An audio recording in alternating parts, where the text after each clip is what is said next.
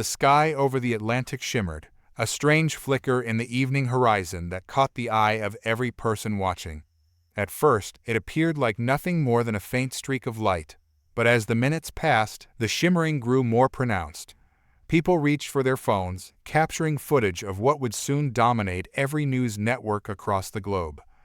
In the heart of this spectacle was an asteroid, its surface pockmarked with unknown elements, breaking through the atmosphere at an angle so perfect it didn't disintegrate. Instead, it slid across the sky like a burning ember, lighting the heavens before disappearing beyond the horizon. Dr. Alex Carter watched the event unfold from the lab at the University of Maryland. Alex, a climatologist by training, had devoted his life to studying Earth's atmosphere, predicting its nuances, its changes, and, more recently, its steady deterioration. He'd been concerned about global warming, rising carbon levels, and the thinning ozone, but nothing in his decades of work had prepared him for this. The asteroid had been a small blip in the International Space Watch. No one had considered it a serious threat, just another chunk of space rock that would burn up on entry, or, at worst, crash into the ocean, far from civilization. But something about it lingered in Alex's mind. He stayed late in his lab that night, replaying the footage from various angles, obsessing over the faint, iridescent trail it left behind. The next morning, reports started trickling in. First from South America, then Africa, and parts of the southern United States. People were seeing strange phenomena: plants blooming out of season, animals behaving oddly. By the second day, there were murmurs of even stranger things: a man lifting a car to save a trapped child, birds flying at speeds that defied logic.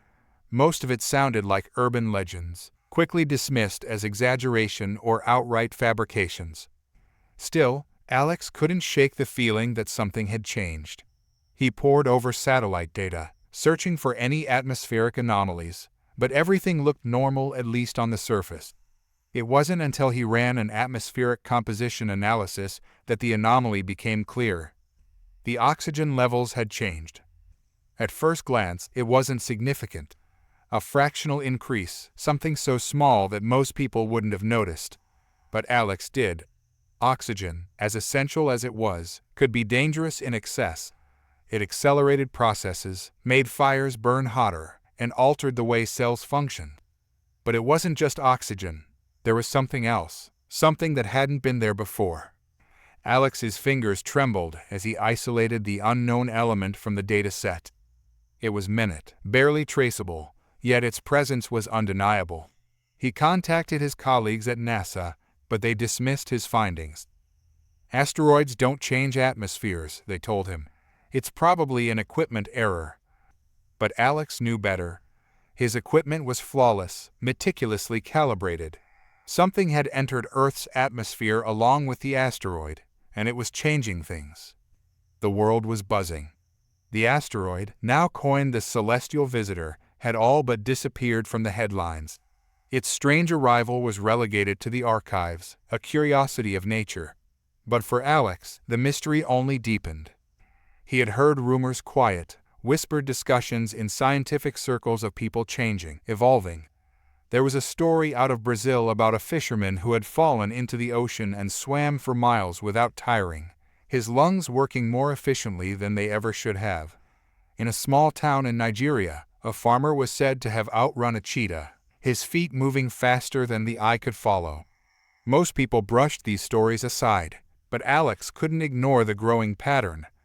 One evening, while analyzing more data from atmospheric sensors, Alex received a call from an old colleague, Captain Jane Ramirez, now stationed at a military research facility.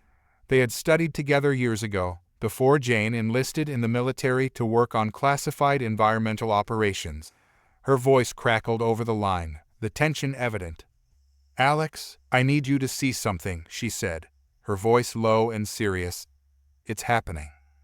"What do you mean?" Alex asked, leaning forward in his chair. "I can't say too much over the phone, but we've been running some experiments. It's the atmosphere. Something is in it, and it's affecting us. I need your expertise." "What kind of effects?" Alex pressed, his pulse quickening. "The kind that you wouldn't believe until you saw it with your own eyes. Get here, Alex. I'll send the details, but you need to see this for yourself. Alex agreed, his mind racing. He packed his bags, ready to travel to the remote facility where Jane worked. As he flew out over the Atlantic, staring down at the vast, blue expanse, the recent events kept replaying in his mind. Whatever was happening to Earth's atmosphere, it was far from over. The military base was located in a barren stretch of desert, far from prying eyes. As Alex stepped off the helicopter, the hot wind whipped across his face, carrying the scent of dry earth. Soldiers moved in and out of buildings, their faces grim and focused. Jane met him at the gate, her face betraying nothing. She was the same as he remembered, strong, determined, and always 2 steps ahead of everyone else. But there was a tension in her that he hadn't seen before. "Good to see you, Alex," she said, though her voice lacked its usual warmth. "Come with me. I don't have much time to explain."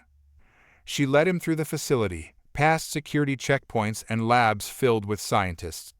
Finally, they reached a small, secure room deep within the facility. Inside was a single screen, displaying a live feed from one of the testing chambers. Alex leaned in, trying to make sense of what he was seeing. In the center of the chamber stood a man, shirtless and heavily muscled, his body covered in sensors. He looked ordinary enough, though Alex noticed something strange in his movements, fluid, too perfect. As Alex watched, a command was given, and the man lifted a steel barbell that should have been impossible to lift by a normal human. But this man hoisted it effortlessly, his muscles rippling as if the weight were nothing more than a feather. Alex's breath caught in his throat. "This is what we've been working on," Jane said quietly. "The military noticed the changes weeks ago. They've been quietly recruiting people who have been affected, running tests, training them. We don't fully understand it yet, but it's the atmosphere, Alex. Something's in it, something that's making humans stronger, faster, better." "How?" Alex asked, unable to tear his eyes away from the screen. "We're not sure. The atmosphere has changed slightly.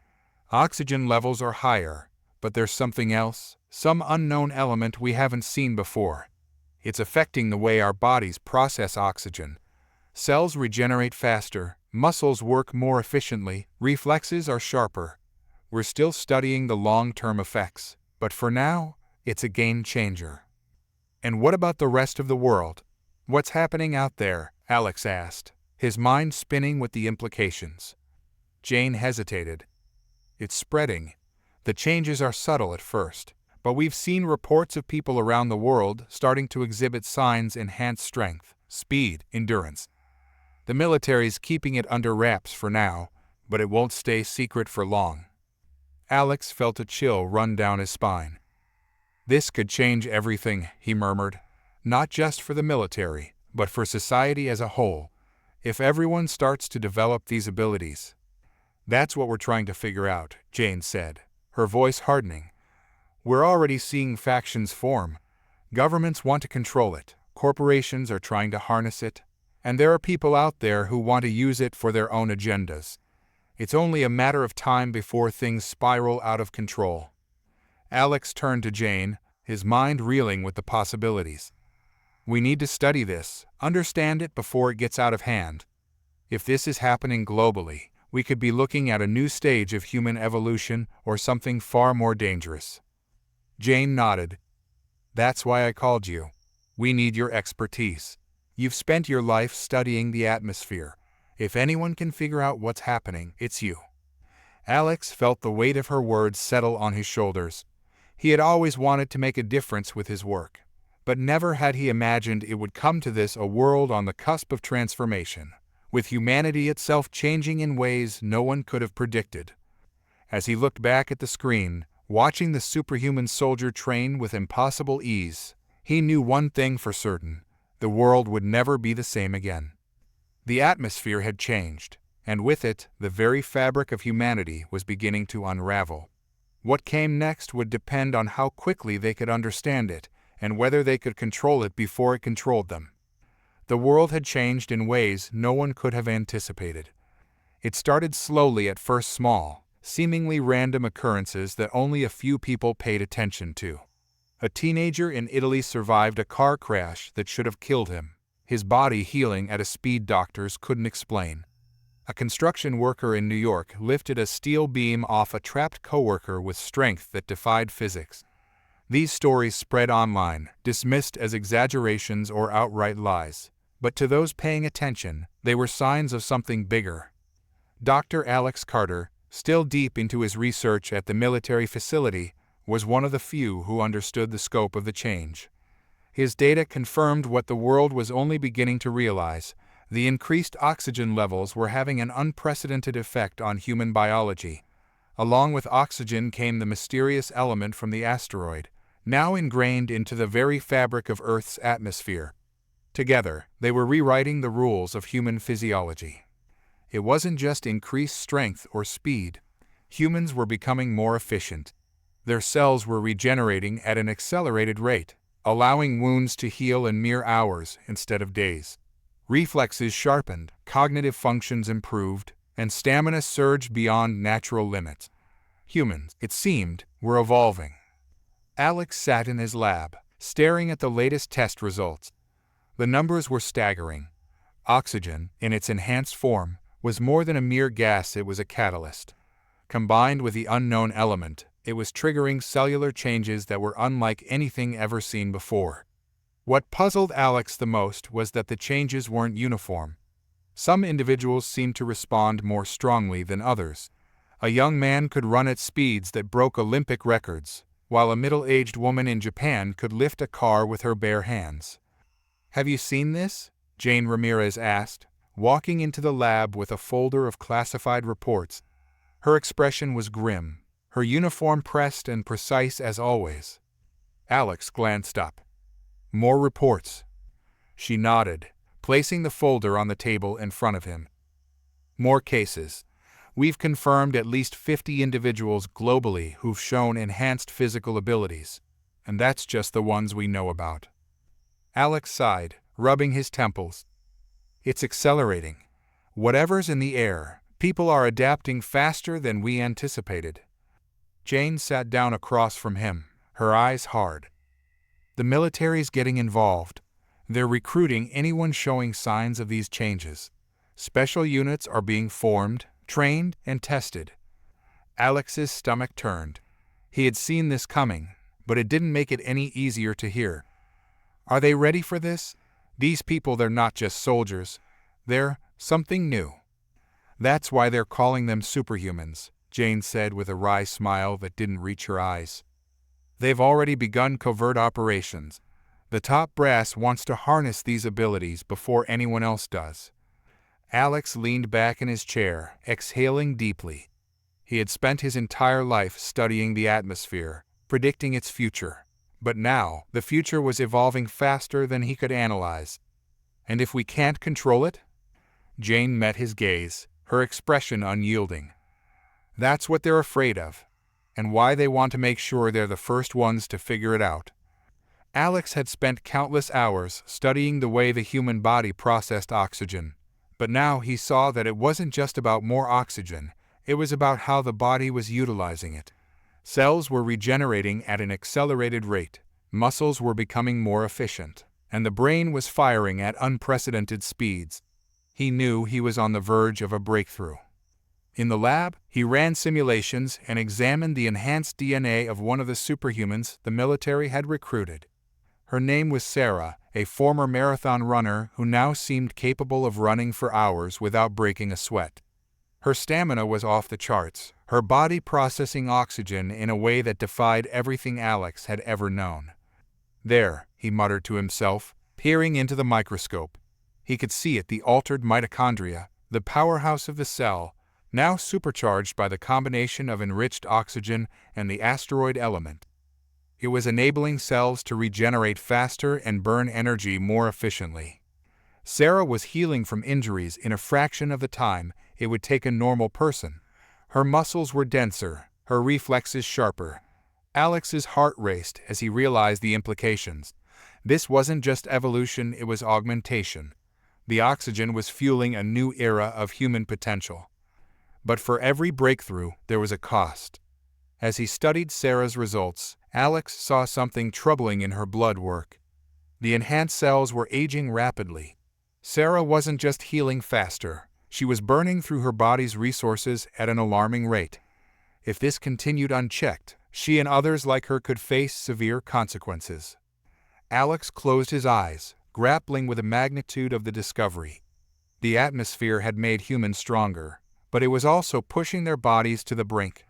The question was, how long could they survive like this?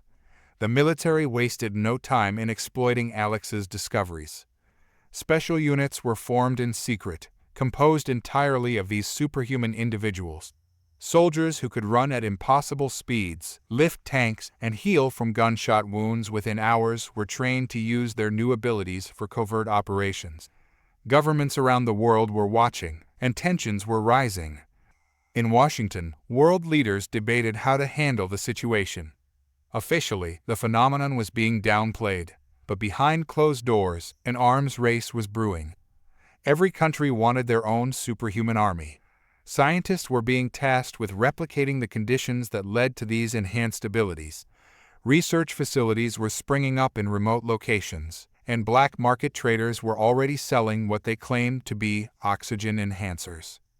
The balance of power was shifting, and Alex could feel the weight of it pressing down on him. This was no longer about scientific discovery. It was about control, about who could weaponize these superhuman abilities first. Jane, now part of the task force managing the enhanced soldiers, came to visit him frequently. She had seen the units in action, and each time, her reports grew more grim. "They're pushing them too hard," she said one evening, her voice tired. "These soldiers, they're more like experiments than people now. They're being sent on missions that no normal human could survive." Alex's throat tightened. "And how are they holding up?" "For now, they're succeeding. But I don't know how long it can last. They're being treated like disposable assets. Once they've burned out, there's always another one to take their place." "And the others?" Alex asked. "The ones who aren't soldiers?" Jane hesitated, then shook her head. "They're being rounded up. The government doesn't want anyone with these abilities running free. They're being monitored, some voluntarily, some not." Alex's mind raced. He had seen this coming, but hearing it still sent a chill through him. The militarization of the superhumans was accelerating faster than he had predicted. "This is dangerous, Jane. We don't fully understand what's happening to them yet." "I know," she said softly, "but no one's listening." Sergeant James Miller hadn't asked to become a superhuman. He had been a soldier his entire adult life, trained to follow orders, to fight for his country. But when the atmospheric changes began affecting people around the world, he found himself drafted into a new kind of war. James was one of the first to undergo testing at the military facility. His body responded to the oxygen changes faster than anyone else in his unit. His strength grew exponentially, his reflexes sharpened, and soon he was running faster than most vehicles could drive. It wasn't long before he was recruited into the experimental program, along with a handful of other soldiers who had developed similar abilities. At first, it had been exhilarating. The power surging through his veins made him feel invincible. He could outrun missiles, tear through enemy lines, and heal from injuries that would have killed anyone else. The missions he went on were classified, dangerous, and unlike anything he had ever experienced.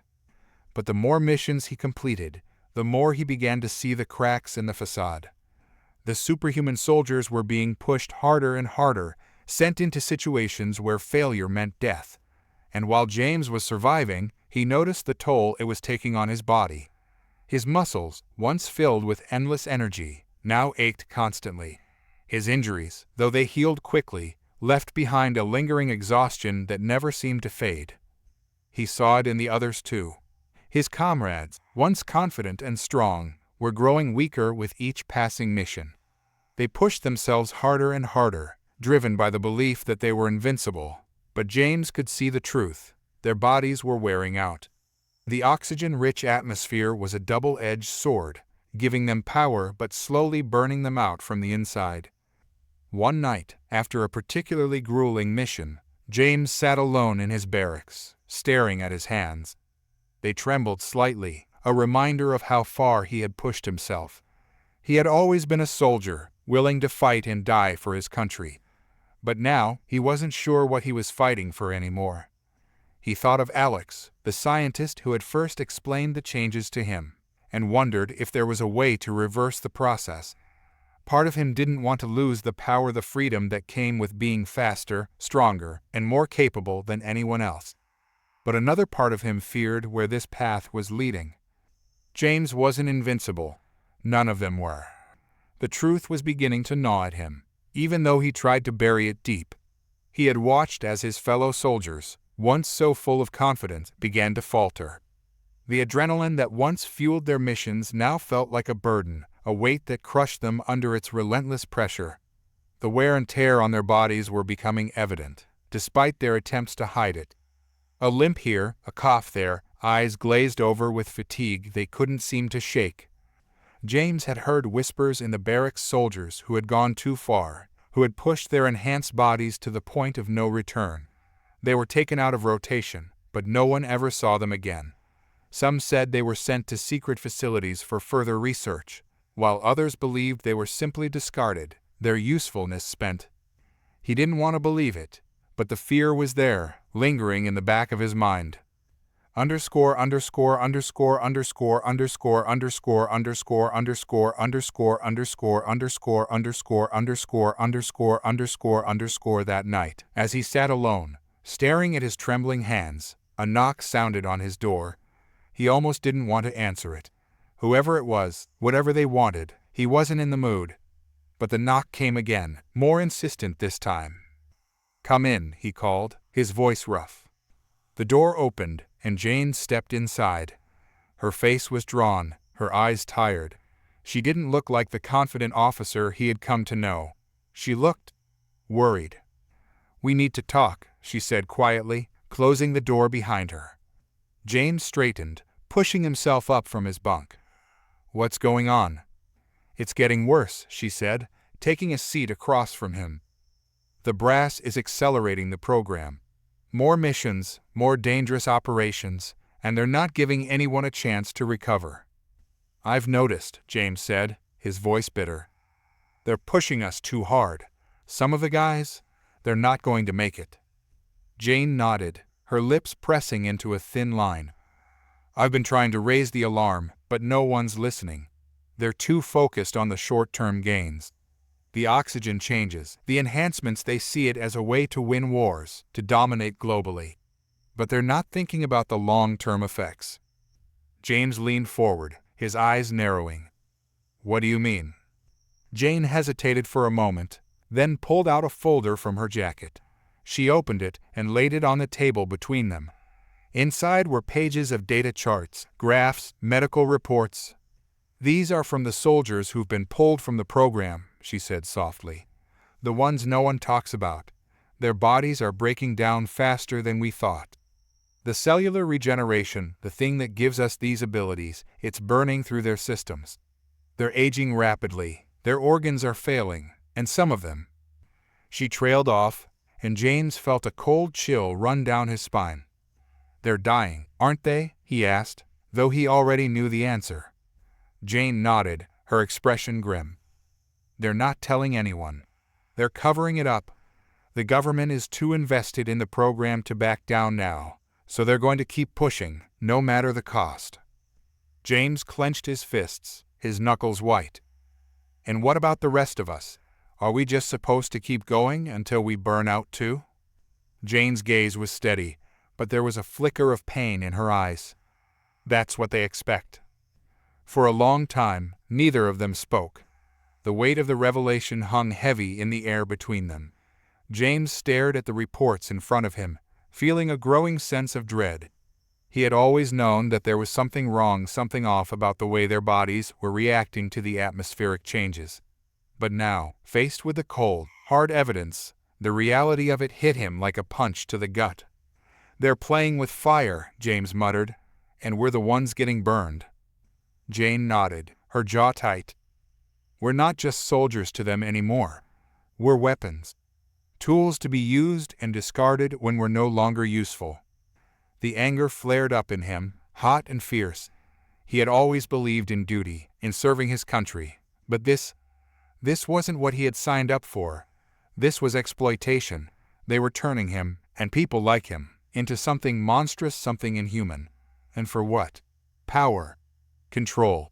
Victory at any cost. "What are we supposed to do?" James asked, his voice low but laced with fury. "Just sit here and wait for it to happen. Wait until we're all used up." Jane shook her head. "I don't know, but I'm not going to stand by and watch it happen." James looked at her, seeing the determination in her eyes. He knew then that she was serious. She wasn't just an officer following orders anymore. She wanted out. She wanted to stop what was happening, just like he did. "There has to be a way," James said, his mind racing. "There has to be a way to slow it down, to reverse the damage." "I've been talking to Dr. Carter," Jane said. "He's working on it. He thinks there might be a way to stabilize the effects, but he needs more time. And that's something the higher-ups aren't willing to give him." "Then we have to give him time," James said, the fire in his gut burning brighter. "We have to stop them from pushing this program any further until we know what we're dealing with." Jane looked at him, her eyes searching his face. "You know what that means, don't you?" James nodded. He knew exactly what it meant. It meant going against orders. It meant defying the very people they had sworn to serve. But there was no other choice. Not anymore. "We stop the missions," James said, his voice firm. "We stop them before they send us all to our deaths." In the days that followed, James and Jane began to quietly recruit others within the program who felt the same way. There weren't many. Most of the soldiers were too caught up in the euphoria of their newfound abilities to see the dangers, but there were enough. Enough to make a difference. They worked in secret, passing information through back channels, coordinating with Dr. Carter to find a solution to the cellular degeneration. Carter, for his part, had grown increasingly frustrated with the military's demands. He had warned them from the beginning that they didn't fully understand the atmospheric changes, but his warnings had gone unheeded. Now, with Jane and James backing him, Carter redoubled his efforts. He worked around the clock, searching for a way to slow the effects of the oxygen on their bodies, to give them more time. Every breakthrough was a small victory, but time was running out. The military, meanwhile, continued to escalate the program. New missions were being planned, each one more dangerous than the last. The soldiers were being pushed harder, and James could see the strain beginning to show. His comrades were starting to break, physically and mentally. They were beginning to realize that they weren't invincible after all. And then, one day, it happened. A mission went wrong. A team of superhuman soldiers was sent deep into enemy territory, but something went horribly awry. The enhanced soldiers, believing they could handle anything, were overwhelmed. Their bodies, already strained to the limit, couldn't keep up. Several of them were killed, something that wasn't supposed to be possible. The survivors were pulled from the field, but the damage was done. The news spread like wildfire through the ranks. The superhuman soldiers weren't invincible. They could be defeated. They could die. The government tried to cover it up, but it was too late. The truth was out. And now, James knew, the real battle was about to begin. The battle not just for survival, but for humanity itself. James had never felt more uncertain in his life. His body thrummed with power, more power than he had ever imagined possible. Enhanced speed, strength, and reflexes were now part of his daily existence, and he could feel the edges of his mind sharper than they had ever been. But with every mission, with every order given, the question in the back of his mind grew louder. Am I doing the right thing? As he stood in the barracks, staring at his reflection in the small mirror above the sink, he barely recognized himself.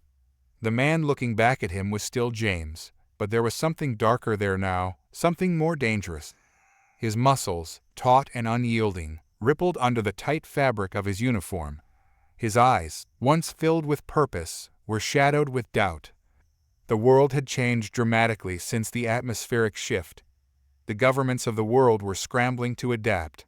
But the emergence of superhumans like him had changed everything. They were no longer just soldiers, they were walking weapons, and the global powers were all too eager to unleash them in a bid for control. But not everyone agreed with the direction things were going. Not everyone believed in the path they were being forced to follow. It had started quietly at first, a few murmurs of dissent, hushed conversations in dark corners. But soon, the unrest spread like wildfire. Not all superhumans wanted to be used as pawns in their government's games of power. Some believed that their abilities gave them the right to rule, to reshape the world in their image. Others saw the potential for destruction, for chaos, and sought to protect humanity from the very powers they wielded. Rogue factions began to rise, each with its own vision for the future. One of the most prominent was led by a former military leader named Marcus Hale, a man who had once served alongside James. Hale had grown disillusioned with the government's ambitions and saw the superhuman abilities as an opportunity to break free from the chains of bureaucracy and corruption. His faction, known as the Ascendants, believed in the superiority of enhanced humans. They sought to establish a new world order, one where those with power ruled and those without served. But Hale's vision wasn't the only one. Another faction, the Guardians, led by a scientist-turned-soldier named Dr. Elena Vargas, sought to protect humanity from the dangers of uncontrolled power. Vargas believed that the superhuman abilities were a gift, but one that needed to be used responsibly. Her group worked to limit the militarization of superhumans, advocating for peace and restraint, even as global tensions continued to rise. And then there were the extremists, groups like the Reclaimers, who saw the powers as a curse and wanted nothing more than to rid the world of them entirely. They viewed superhumans as an existential threat to the survival of mankind and believed that the only way to ensure humanity's future was to eradicate those who had been changed by the atmosphere. As these factions grew in strength, the world teetered on the brink of civil war, not just between nations, but between superhumans themselves. Lines were being drawn, and James knew it was only a matter of time before he would have to choose a side. It had started quietly at first, a few murmurs of dissent, hushed conversations in dark corners. But soon, the unrest spread like wildfire. Not all superhumans wanted to be used as pawns in their government's games of power. Some believed that their abilities gave them the right to rule, to reshape the world in their image. Others saw the potential for destruction, for chaos, and sought to protect humanity from the very powers they wielded. Rogue factions began to rise, each with its own vision for the future. One of the most prominent was led by a former military leader named Marcus Hale, a man who had once served alongside James. Hale had grown disillusioned with the government's ambitions and saw the superhuman abilities as an opportunity to break free from the chains of bureaucracy and corruption. His faction, known as the Ascendants, believed in the superiority of enhanced humans. They sought to establish a new world order, one where those with power ruled and those without served. But Hale's vision wasn't the only one. Another faction, the Guardians, led by a scientist-turned-soldier named Dr. Elena Vargas, sought to protect humanity from the dangers of uncontrolled power. Vargas believed that the superhuman abilities were a gift, but one that needed to be used responsibly. Her group worked to limit the militarization of superhumans, advocating for peace and restraint, even as global tensions continued to rise. And then there were the extremists, groups like the Reclaimers, who saw the powers as a curse and wanted nothing more than to rid the world of them entirely. They viewed superhumans as an existential threat to the survival of mankind and believed that the only way to ensure humanity's future was to eradicate those who had been changed by the atmosphere. As these factions grew in strength, the world teetered on the brink of civil war, not just between nations, but between superhumans themselves. Lines were being drawn, and James knew it was only a matter of time before he would have to choose a side. But which side? That was the question that haunted him day and night. James had always believed in loyalty, in following orders and protecting his country. But now, he wasn't sure what his country stood for anymore. The missions were getting darker, more dangerous. Civilians were caught in the crossfire. Innocent people were being used as leverage, and more than once, he had been asked to do things that didn't sit right with him. His loyalty to his unit, to his fellow soldiers, kept him tethered for now. But the doubt gnawed at him constantly. Every time he closed his eyes, he saw the faces of the people he had hurt, the ones he couldn't save. And then there were the whispers, those quiet moments when his enhanced mind would pick up on the conversations happening just out of reach. Whispers of cover-ups, of plans to use the superhumans in ways that went beyond simple warfare. He couldn't ignore it any longer. One night, after a particularly brutal mission in a remote part of Eastern Europe, James found himself standing on the edge of a cliff, overlooking the battlefield below. The wind howled around him, tugging at his uniform, and the stars above seemed distant, cold. His body still buzzed with the lingering effects of the oxygen-rich air, his muscles twitching with barely contained energy. But his mind was at war with itself. "I can't do this anymore," he muttered under his breath. The sound of footsteps behind him broke through his thoughts. He didn't need to turn to know who it was.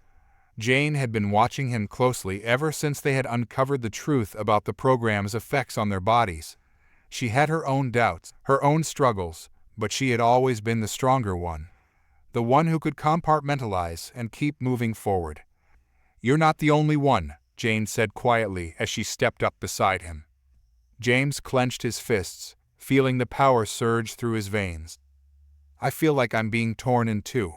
Part of me wants to believe that we're still the good guys, that we're doing this for the right reasons. But every time I see what we're capable of, every time I see the destruction we cause, I don't know if I can keep going." Jane sighed, her breath visible in the cold night air. "None of us asked for this. We didn't choose to become what we are, but now we have to live with it." James shook his head. "I'm not sure I can. The things we've done, the people we've hurt. This isn't what I signed up for, Jane. We're supposed to protect people, not become the very thing they fear," Jane finished for him, her voice bitter. He looked at her, surprised by the anger in her tone. "Is that how you feel?" Jane's jaw tightened, and for a moment, James saw a flicker of vulnerability in her eyes. "I've been thinking about it a lot lately. Every mission we go on, every order we follow, it feels like we're losing a part of ourselves, and I don't know if we can ever get it back." James turned his gaze back to the battlefield below, his heart heavy with the weight of their shared burden. "I've been thinking about leaving, finding a way out of all this." Jane was silent for a long time before she finally spoke. "And do what? Join one of the factions? Go rogue?" James shrugged. "I don't know.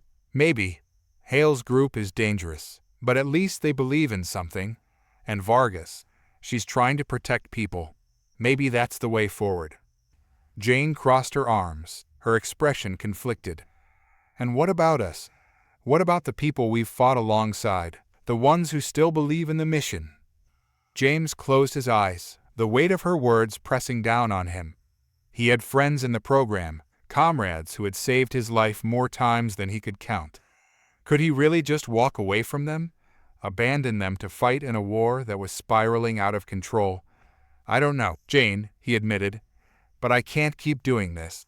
I can't keep pretending that we're the heroes in this story."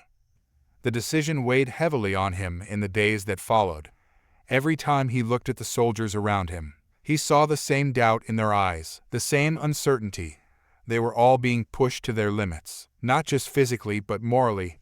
The world had changed, and with it, so had they. But what they were becoming, that was the real question. Late one night, as James lay awake in his bunk, the decision finally crystallized in his mind. He couldn't stay. He couldn't continue to be part of something that was slowly eroding his soul. He had to leave, to find his own path, even if it meant going against everything he had once believed in. The next morning, he found Jane in the mess hall. She looked at him, her eyes questioning, but she didn't need to ask. She knew. "I'm going," James said quietly, his voice steady. Jane nodded, a flicker of sadness crossing her face. "I figured you would." He hesitated for a moment, then added, "Come with me." Jane looked away, her expression torn. "I can't, James. Not yet. I still believe there's a chance to fix this, to make it right from the inside." James felt a pang of regret, But he respected her decision. She had always been stronger than him in ways that mattered. "Good luck," he said softly. Jane gave him a small, sad smile. "You too." And with that, James turned and walked away, knowing that his path was now his own to forge. The wind howled as the storm brewed on the horizon, dark clouds swirling over the barren landscape. James stood on the edge of a shattered city, his enhanced senses picking up every subtle movement, every change in the atmosphere. The air was thick with tension and the taste of ozone, a byproduct of the strange elements that had infected Earth's oxygen. To anyone else, it would have been an oppressive force, but to James and the other superhumans, it was fuel. Behind him, the remnants of his squad waited. Each of them had undergone the same transformation as him, each stronger, faster, deadlier. But none of them had ever faced what was coming. "Move out," the command crackled over the comms, the voice of their commanding officer cold and precise.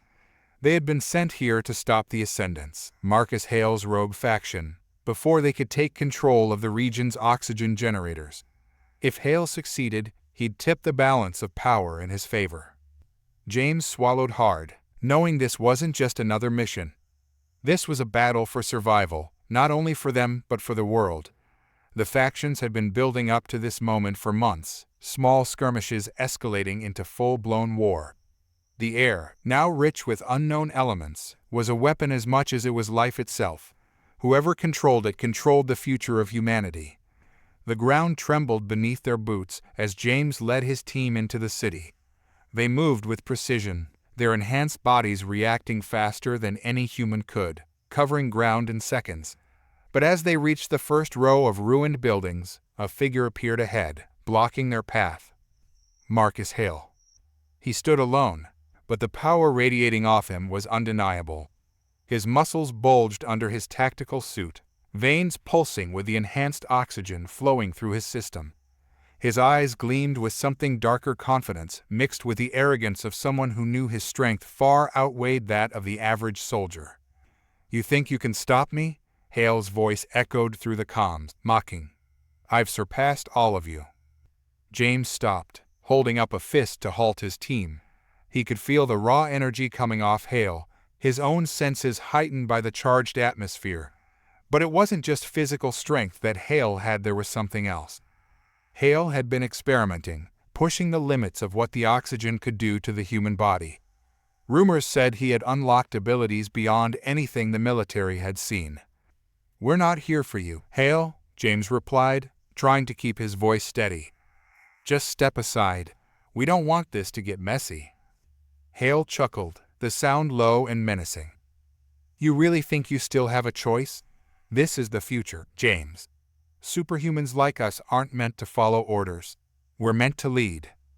Without warning, Hale launched forward, the ground cracking beneath his feet from the force of his movement. He was a blur faster than any human should be. But James was ready.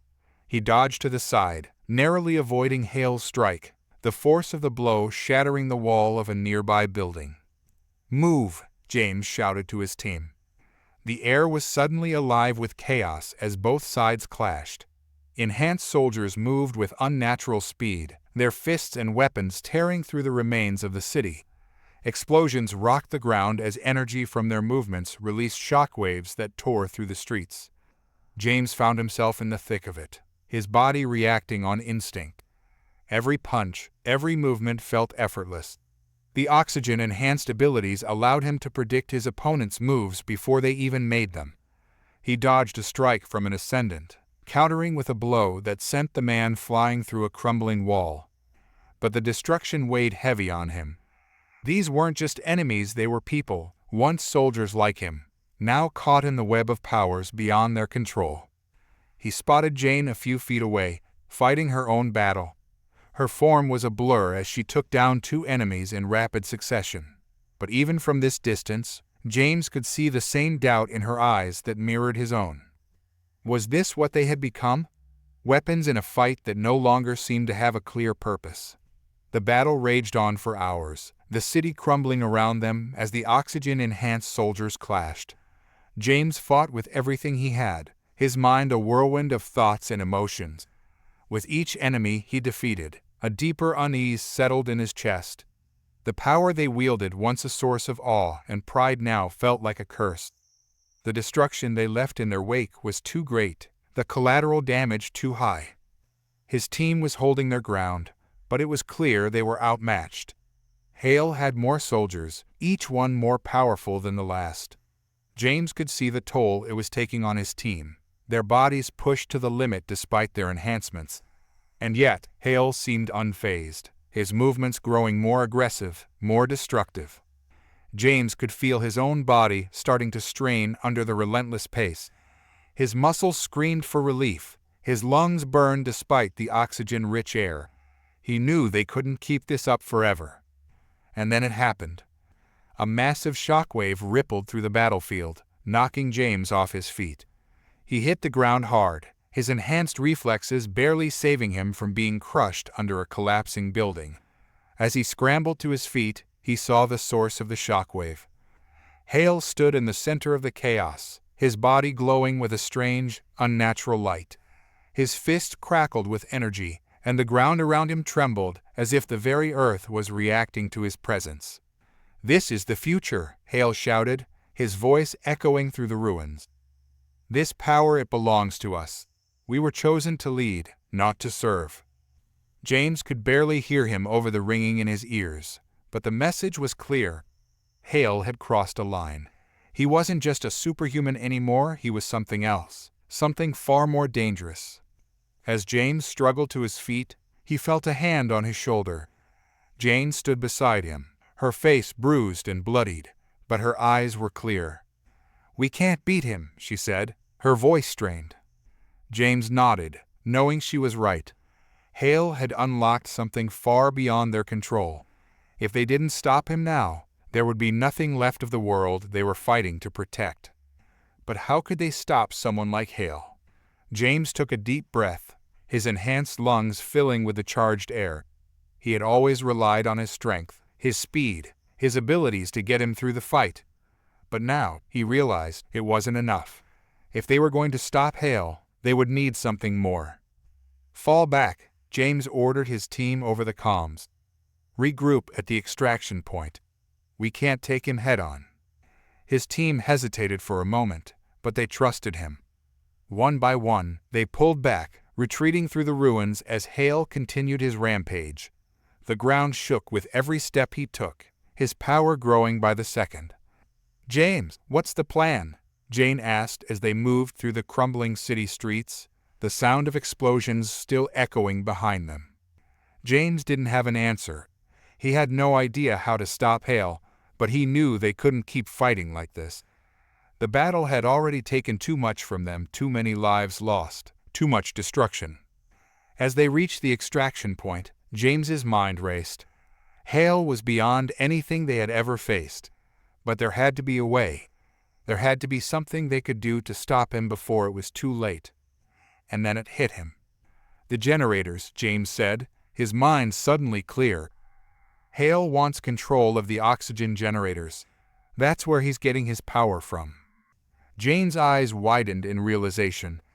"If we take out the generators, we cut off his source of power," James finished. "It's risky, but it might be our only shot." With a new sense of purpose, James and his team made their way to the oxygen generators. The facility was heavily guarded, but they moved with the precision of a well-oiled machine, their enhanced abilities giving them the upper hand. One by one, they took down the guards, making their way to the heart of the facility.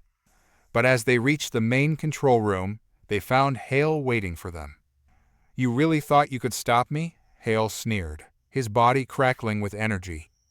"This power, it's mine. You can't take it away from me." James stepped forward, his fist clenched. "It's not yours, Hale. It was never meant for us." Hale's eyes glowed with a dangerous light. "You're wrong, James. This is evolution. We're the next step in humanity's future." Before James could respond, Hale launched himself at him, faster than ever before. The two clashed in a brutal exchange of blows, their enhanced bodies moving faster than the human eye could follow. Every punch sent shockwaves through the facility, the walls cracking under the force of their battle. James barely had time to react as Hale launched forward with a speed that defied human limits, his body a blur of raw power and fury. The force of the blow slammed into James' chest, sending him flying backward into a crumbling wall. His enhanced muscles strained to absorb the impact, but the pain was sharp and real, a reminder that despite all his abilities, he was still very much mortal.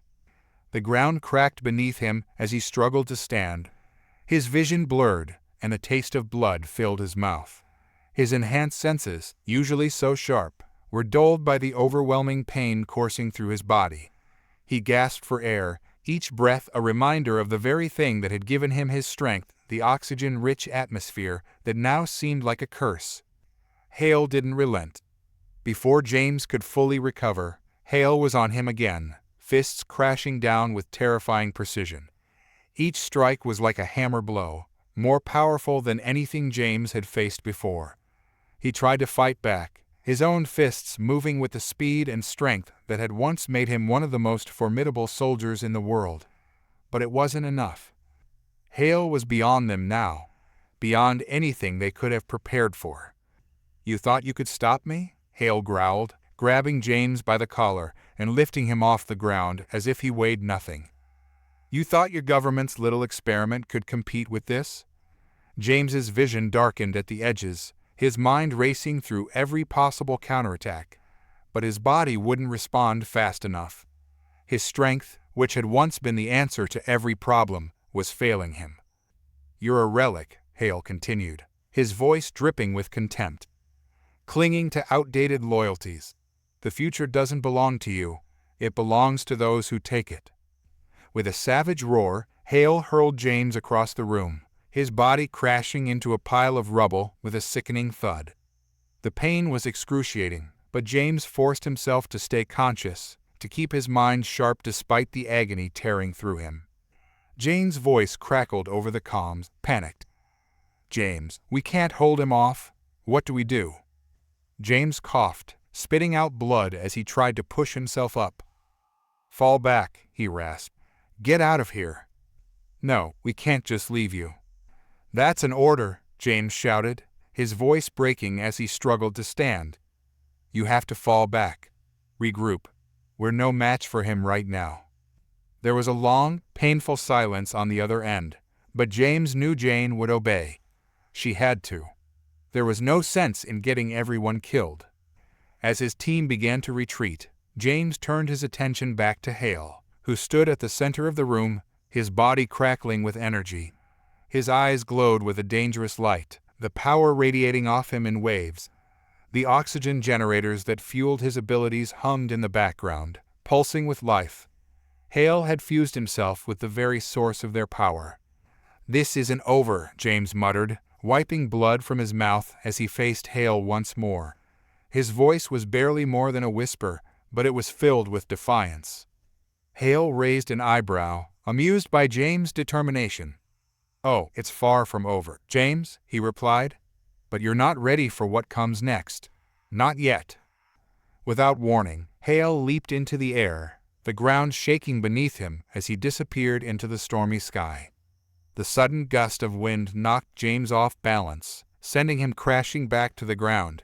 And then, just as quickly as it had begun, the battlefield fell silent.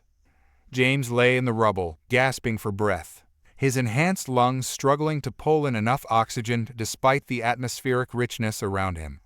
His body screamed in protest with every movement, pain radiating from every limb. But it wasn't the physical pain that hurt the most. It was the realization that they had failed. Hale had beaten them, and worse, he had escaped. Hours passed, though it felt like days. James finally managed to drag himself to his feet, his body still aching, his mind clouded with defeat. The city lay in ruins around him, the aftermath of their battle a grim reminder of just how dangerous their new reality had become. Buildings lay in crumbled heaps, fires burned in the distance, and the eerie silence of a broken world settled over everything. His calm buzzed to life, Jane's voice cutting through the static. "James? Are you still there?" He winced at the sound of her voice, not wanting to admit how badly he'd been beaten. "I'm here," he replied, his voice hoarse. "Hale's gone. He's too strong. We tried shutting down the generators, but it wasn't enough. We barely got out alive." James took a deep breath, trying to shake off the guilt that gnawed at him. He had led them here, thinking they could end the fight. But instead, Hale had proven just how far ahead he was, how much more power he had. "We'll regroup," James said, though he wasn't sure how much hope he had left. "We'll find another way." Jane's sigh was filled with exhaustion and frustration. "We're not giving up, but we need to know what we're really up against. Hale's not just a rogue soldier anymore. He's something else." James knew she was right. Hale had tapped into something beyond human understanding, something far more dangerous than anyone had anticipated. And now, with Hale loose and unchallenged, the entire world was at risk. Days passed as James recovered, though his body would never be the same. The enhancements that had once made him powerful were now a double-edged sword. His muscles had healed quickly, but they ached with a new kind of weariness, one that spoke of a deeper, more permanent damage. In the weeks that followed, the world descended into chaos. Reports of rogue superhumans began to flood in from every corner of the globe. Factions were forming, alliances shifting as each nation vied for control over the oxygen-enhanced soldiers. And Hale was at the center of it all, pulling the strings. James could see it clearly now. This was only the beginning. Hale's escape had set the stage for a global war, unlike anything humanity had ever seen. Enhanced soldiers were no longer just military assets. They were weapons of mass destruction, capable of reshaping the very fabric of society. But James couldn't give up. Even as the world spiraled into madness, even as governments fell and new powers rose, he knew he had to find a way to stop Hale. There had to be a way to reverse the effects of the oxygen generators, to weaken Hale's hold over his powers. He had to believe there was still hope. The sun was setting over the war-torn landscape as James sat in the remains of what had once been their base of operations. He stared at the horizon, lost in thought. As Jane approached, "We're pulling together everyone we can," she said, sitting beside him. "But it's not enough. Hale's building an army, and we're scattered." James didn't respond immediately. His mind was still focused on their last encounter with Hale, on the overwhelming power the rogue superhuman had wielded. "We need more than soldiers," James finally said, his voice quiet but firm. "We need to understand what Hale's done to himself. He's connected to the oxygen generators in a way we never anticipated." Jane nodded, though her expression was grim. "We don't even know where to start. And every day, Hale's getting stronger. If we don't act soon—" "We will," James interrupted. "We'll find a way. We have to." He stood, his body still aching from the battle, but his resolve hardening. Hale may have escaped, but the war wasn't over. It was only just beginning. And James would be ready for him next time. The world was plunging into chaos. What had started as isolated skirmishes between superhuman factions had evolved into a global conflict, with nations and rogue groups vying for dominance. The balance of power had shifted dramatically, and it seemed as though the very fabric of human civilization was unraveling. Marcus Hale, once a mere soldier like James, was now a force of nature. His powers, magnified by his control over the oxygen generators, had grown exponentially. Reports from every corner of the globe told of his rising influence, each success adding to his already formidable strength. Hale had become not just a rogue superhuman, but a tyrant, a shadow looming over the entire planet. He had taken control of several key oxygen facilities, and with each acquisition, his power grew. His regime was brutal but effective, crushing any opposition with overwhelming force. Cities fell under his dominion, their inhabitants either fleeing or bending to his will. James watched as the world descended into turmoil. His own injuries had healed, but the mental scars remained. The defeat at the hands of Hale had left him questioning everything he had once believed. The soldier who had once been confident in his abilities now found himself grappling with the reality of a world where his power was insufficient to stop an unstoppable force. The cityscape that once stood as a symbol of human achievement now lay in ruin. James and Jane moved through the desolate streets of what had been a bustling metropolis. The once vibrant city was now a ghost town, its buildings charred and broken, its streets littered with debris.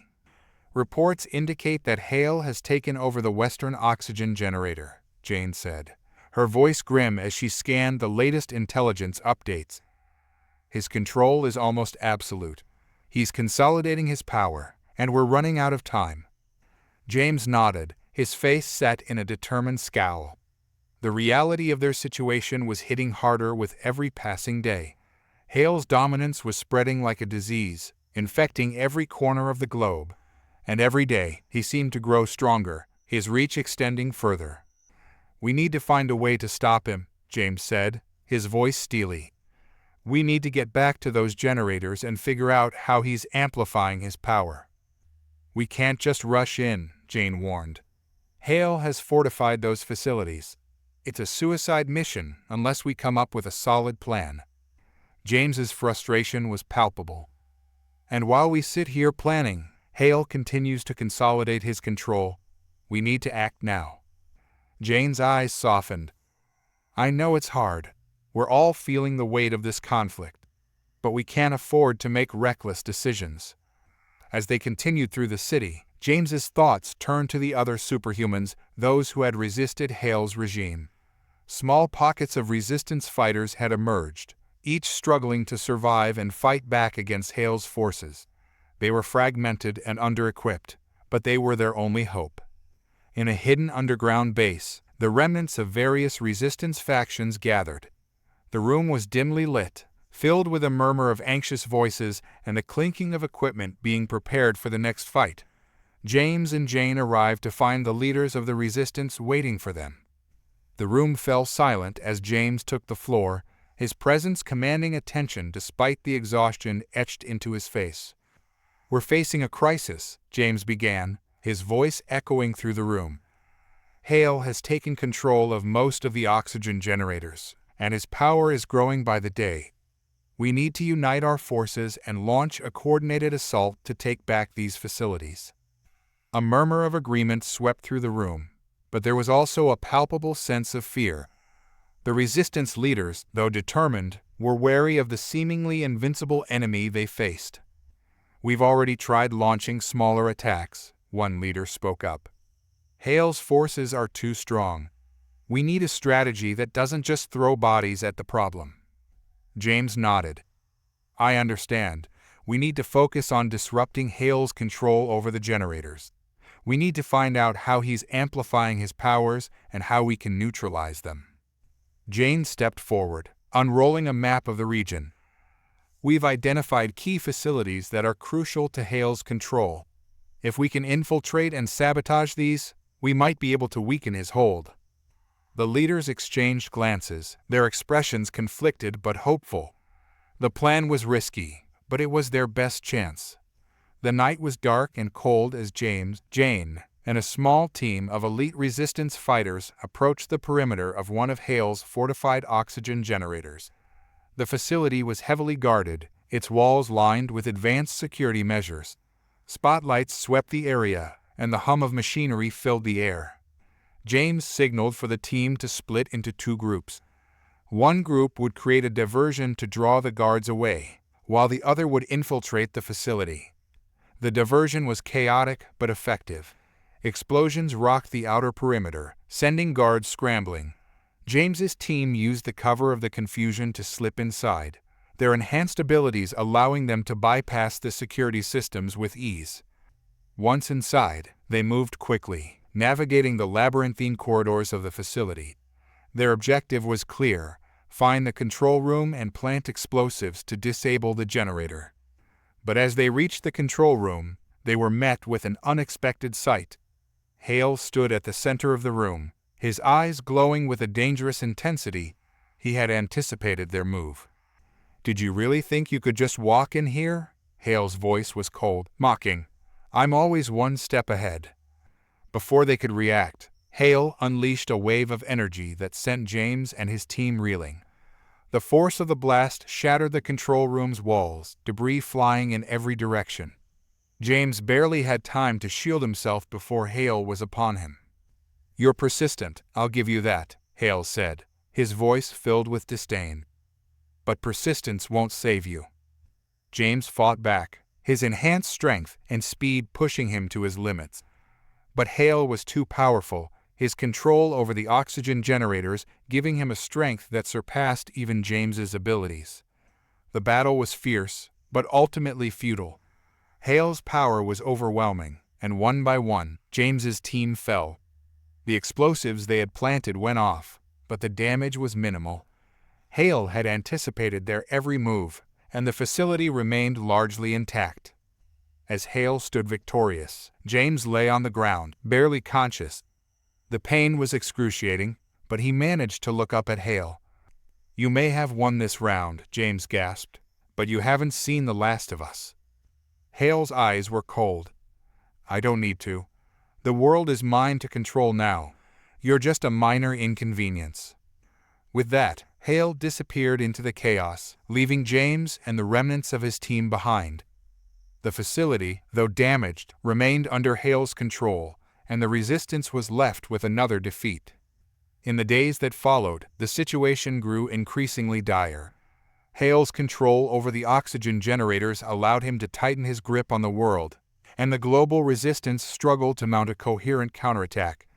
The balance of power had shifted irrevocably, and hope seemed to be slipping away.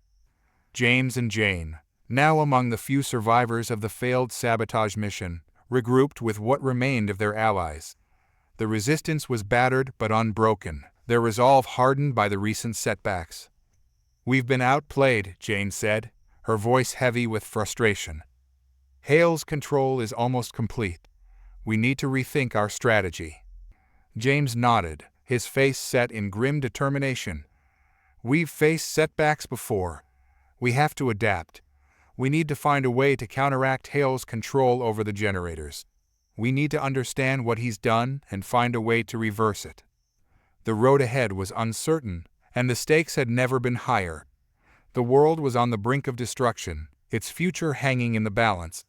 But James and the resistance were not ready to give up. Despite the overwhelming odds, they were determined to fight back against Hale's tyranny and reclaim their world. And so, as the world teetered on the edge of collapse, James and Jane prepared for their next move. The struggle was far from over, and the fight against Hale's growing empire had only just begun.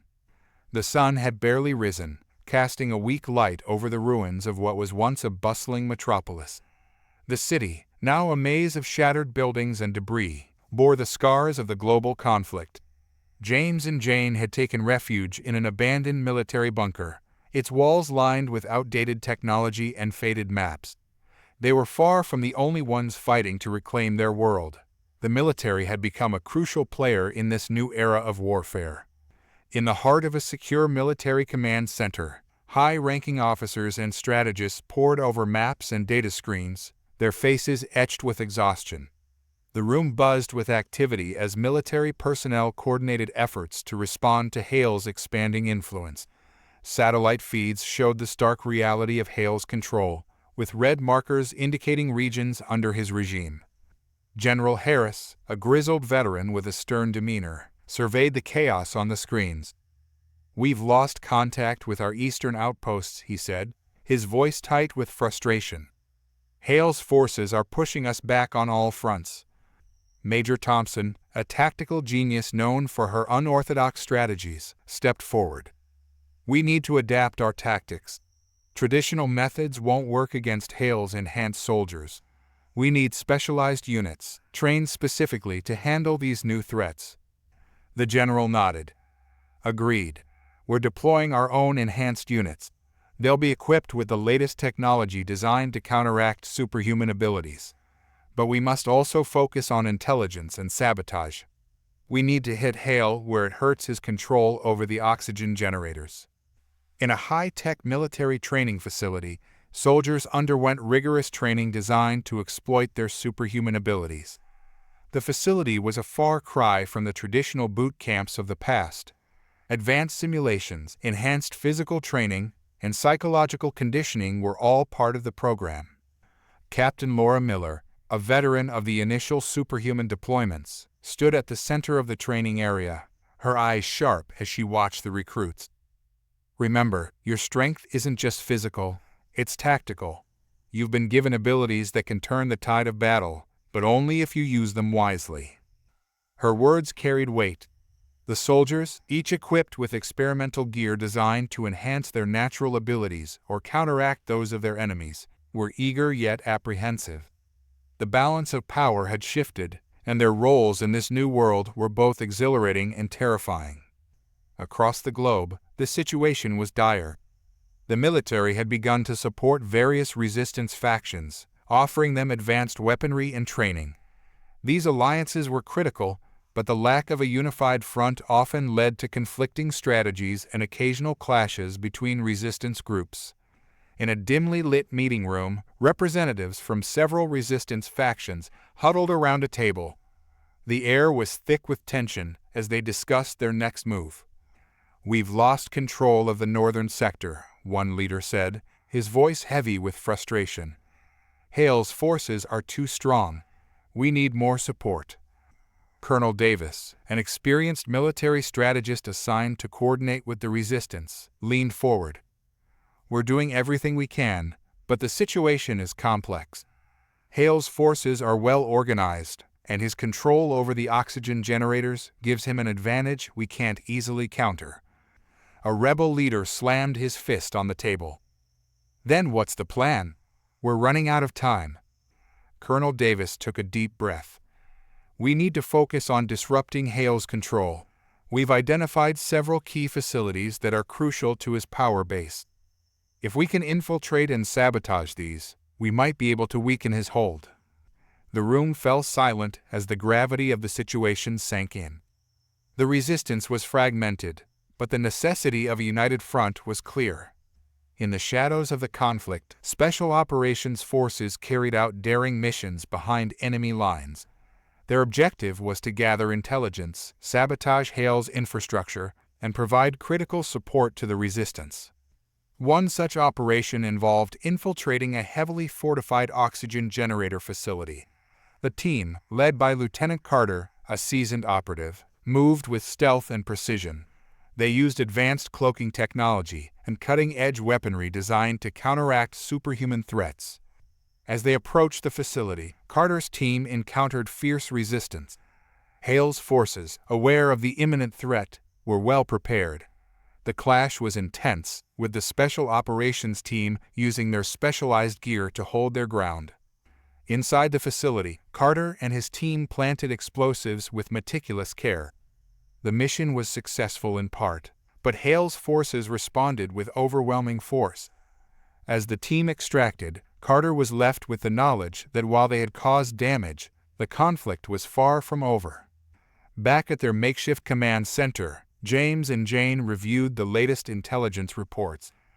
The news was mixed. Some operations had succeeded, but Hale's control was expanding. "We're making progress," James said, his voice resolute. "But we need to focus on the bigger picture. Hale's regime is built on his control of the oxygen generators.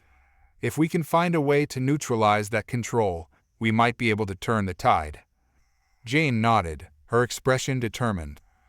"We need to unite the resistance factions, streamline our efforts, and continue our assaults on Hale's facilities. It's going to be a long and difficult fight, but we can't afford to give up." As the global conflict raged on, the military's role became increasingly critical. They were no longer just national forces. They were key players in a global struggle for survival. The balance of power was in constant flux, and every victory or defeat had far-reaching consequences. The struggle against Hale's growing empire was far from over. The world was on the brink, but the combined efforts of the military and resistance offered a glimmer of hope. The fight was complex, the stakes were high, and the future remained uncertain. But for James, Jane, and the millions caught in the conflict, the determination to reclaim their world was unwavering.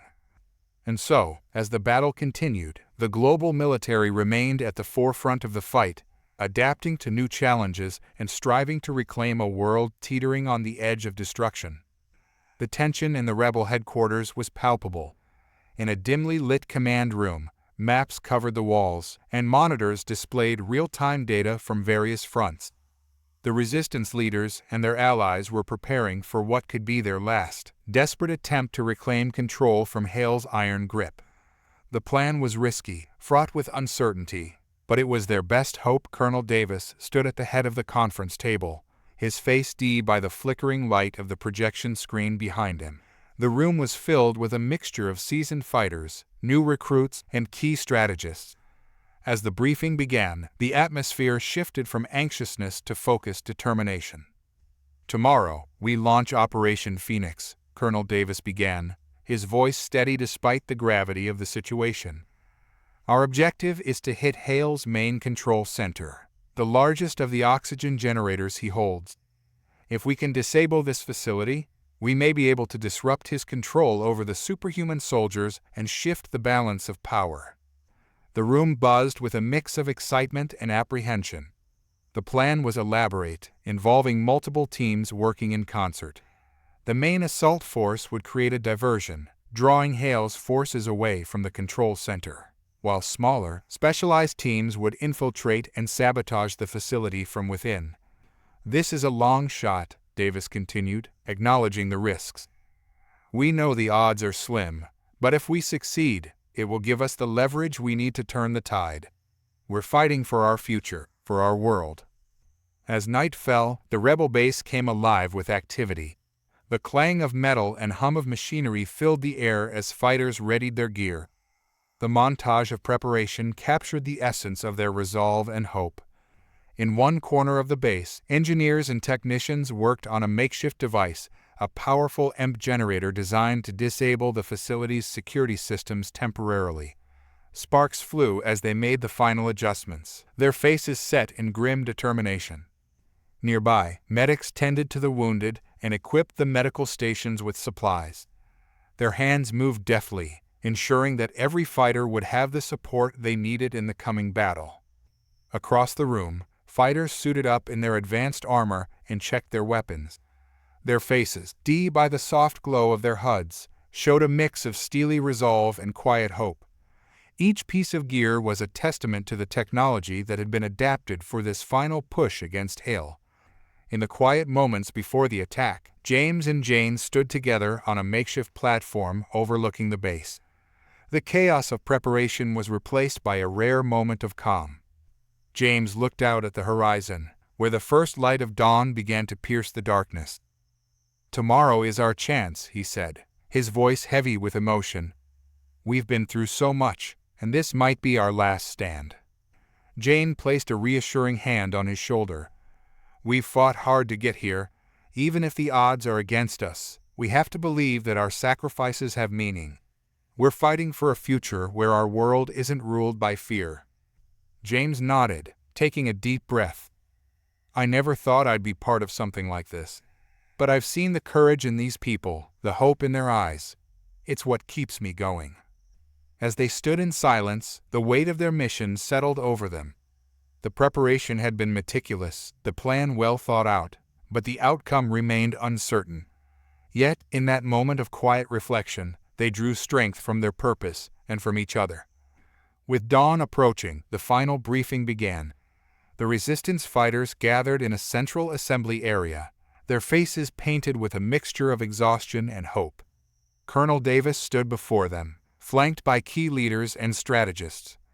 "Tomorrow, we face one of the greatest challenges of our lives," Davis began, his voice echoing with the weight of their shared burden.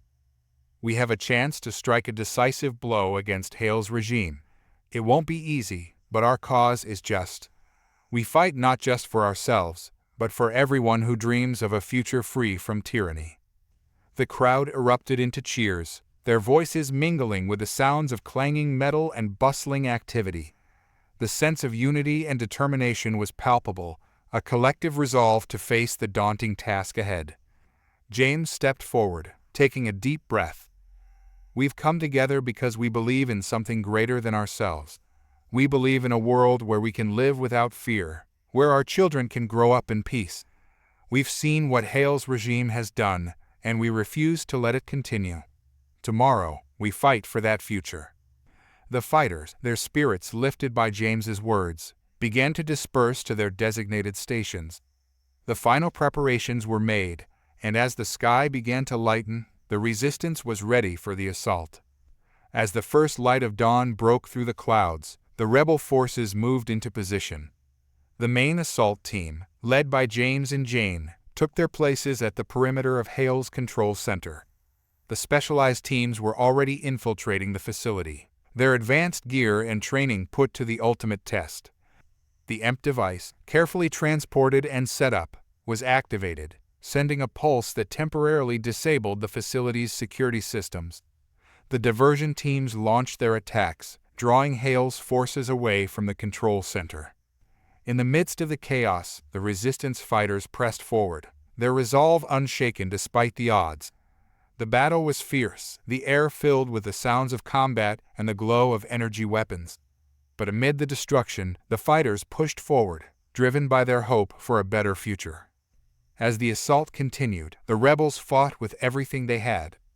Their bravery and determination were on full display as they pressed their advantage, hoping that their sacrifices would pave the way for a new beginning. The dawn of the assault had begun with a flicker of hope lighting up the horizon. The resistance had executed their plan with precision, and for a brief moment, it seemed like they might indeed turn the tide. But as the battle unfolded, the harsh reality of their situation began to reveal itself. The hope they had clung to was about to be shattered.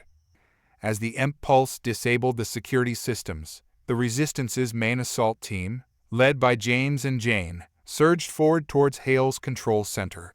The battle was fierce, and their initial progress seemed promising. The diversion teams engaged Hale's forces with skill, drawing them away from the control center and providing the main assault team with the opportunity to breach the facility. Inside the facility, James and Jane fought with determination. The corridors were lit by the glow of energy weapons and the hum of advanced technology. They moved with purpose, their specialized gear giving them an edge against Hale's superhuman soldiers. For a time, it seemed like they might actually achieve their objective. Jane moved beside James, her eyes scanning for threats as they advanced. "We're making good progress," she shouted over the din of battle. "Keep pushing forward."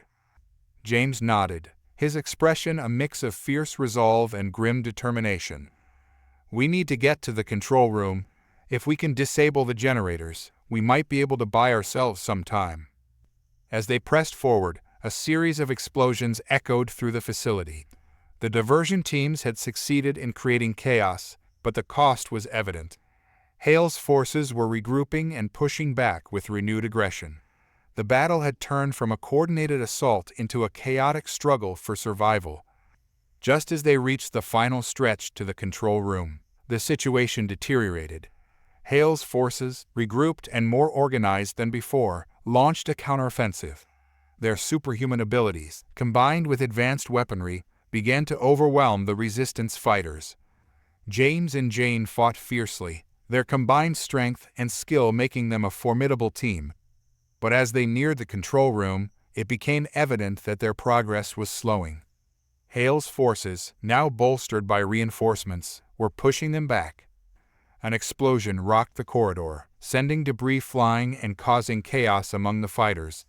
Jane was knocked off her feet, and James barely managed to catch her before she hit the ground. They both scrambled to their feet, their faces marked by dust and sweat. "Jane, are you all right?" James shouted, his voice filled with concern. "I'm fine," Jane replied, though her voice was strained. "But we need to keep moving. We're so close." Despite their determination, the resistance was facing mounting casualties. The initial advantage was slipping away, and Hale's forces were closing in on them. The control room, once within reach, now seemed like a distant hope. In the midst of the chaos, the situation grew more dire. A sudden surge of Hale's elite forces stormed the control room's vicinity, cutting off any chance of access. James and Jane found themselves surrounded, their path to the control room blocked by a wall of superhuman soldiers. "Hold them off," Jane yelled, pushing forward despite the odds. "We need to get through." James fought beside her, their movements synchronized as they battled the elite forces, but the odds were heavily stacked against them. Jane was struck by a powerful blow, and as she staggered, a beam of energy hit her side, knocking her to the ground. "No!" James cried out, rushing to her side. "Jane!" Jane's face was pale, her breathing labored. She tried to speak, but her words were barely audible. "James, we need to finish this, for everyone." James's heart pounded as he tried to stem the bleeding, but it was clear that Jane's injuries were too severe. The battle around them raged on, the sounds of conflict blending with the agonizing reality of their situation. "I'm not leaving you," James said, tears mixing with the grime on his face. "We're going to get through this. I won't let you." Jane shook her head weakly. "James, you have to go. Finish the mission. The future, it's up to you now." Before James could respond, Jane's eyes closed, and her breathing slowed to a halt. The loss hit him like a physical blow, but there was no time to mourn. Hale's forces were closing in, and the control room was slipping further from reach. James's grief fueled his determination. He rose to his feet, his eyes blazing with a mixture of fury and resolve. The remaining resistance fighters, seeing their leader's pain, rallied to his side. They fought with renewed vigor, pushing back against Hale's forces with everything they had. Despite their efforts, the situation continued to deteriorate. The control room was now heavily fortified, and Hale's forces were relentless. The Resistance's final push was met with fierce resistance, and the hope they had clung to seemed to be slipping away. James, now leading the charge with a fierce resolve, fought through the chaos. His mind was clouded with grief and anger, but he pushed forward, determined to honor Jane's sacrifice by completing the mission. He fought with every ounce of strength he had, his actions driven by the memory of his fallen comrade. As the battle raged, it became evident that the Resistance was not going to achieve their objective. Hale's forces had gained the upper hand, and the control room remained beyond their grasp. The Resistance fighters, exhausted and demoralized, began to fall back, their once promising assault now a desperate retreat. James fought until the very end, his heart heavy with the weight of his loss. The Resistance's final push had been a valiant effort, but the odds had been too great. As he and the remaining fighters withdrew, the facility was left in the hands of Hale's forces.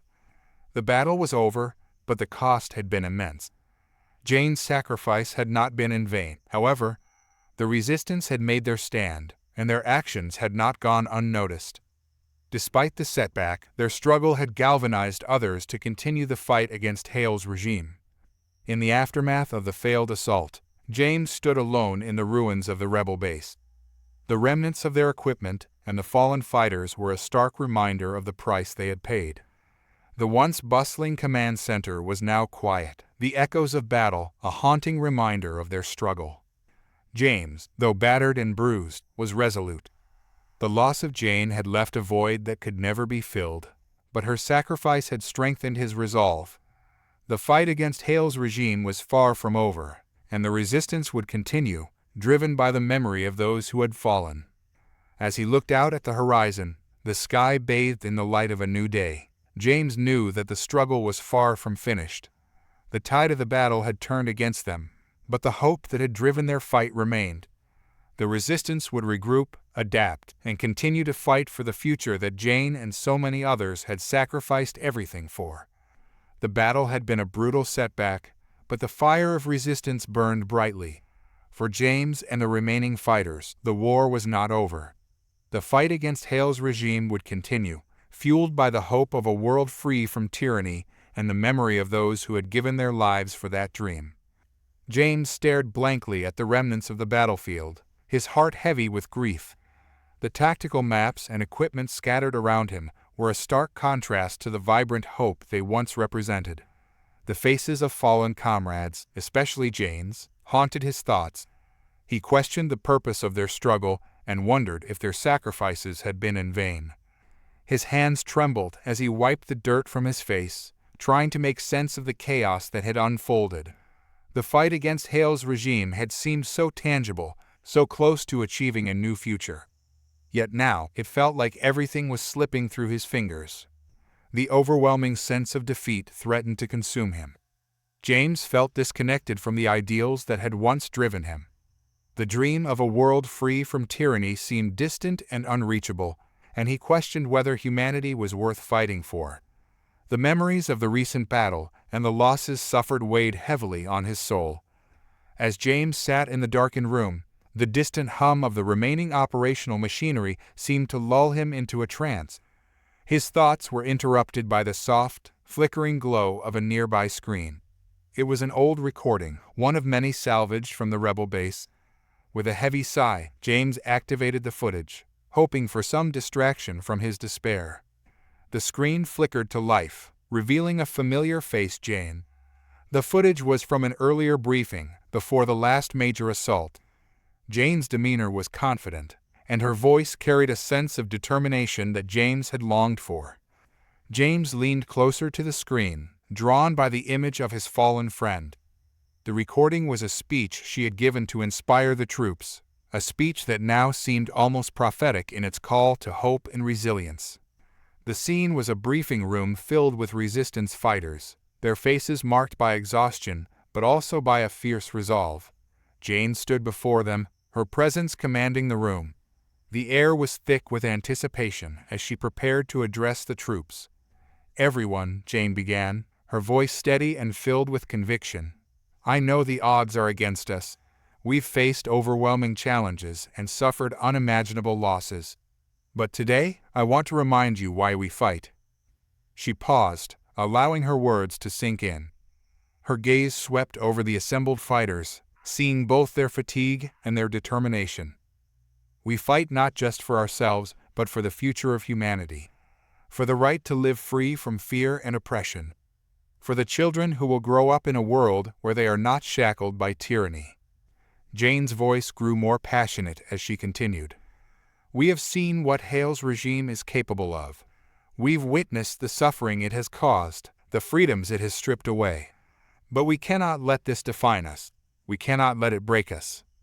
A murmur of agreement spread through the crowd, a glimmer of hope shining in their eyes. Jane's words were a balm for their weary souls, a reminder of their shared purpose. "We are not just soldiers," Jane declared, her voice rising with emotion. "We are the bearers of hope. Every sacrifice we make, every battle we fight, brings us one step closer to a world where tyranny is vanquished and freedom reigns. We are the light in the darkness, and our fight is the beacon that will guide us to victory." She took a deep breath, her eyes shining with resolve. "So, when you feel like giving up, remember why you started. Remember the families waiting for a better future.